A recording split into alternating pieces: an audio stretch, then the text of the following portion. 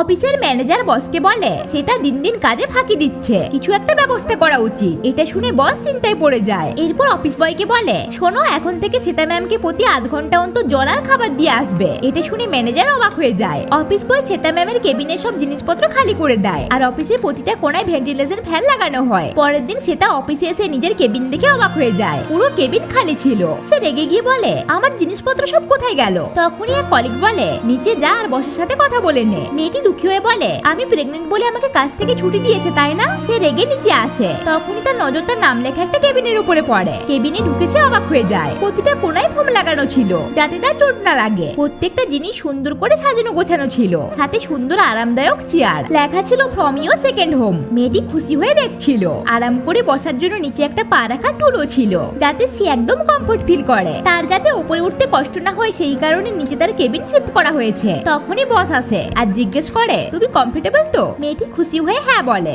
বস বলে, মা হওয়া সহজ নয়, আমরা শুধু চেষ্টা করছি যাতে তোমার এই জার্নি সহজ হয়। এটা শুনে মেয়েটি ভীষণ খুশি হয়ে যায় আর সে সত্যি অনুভব করে যে অফিস তার সেকেন্ড বাড়ি।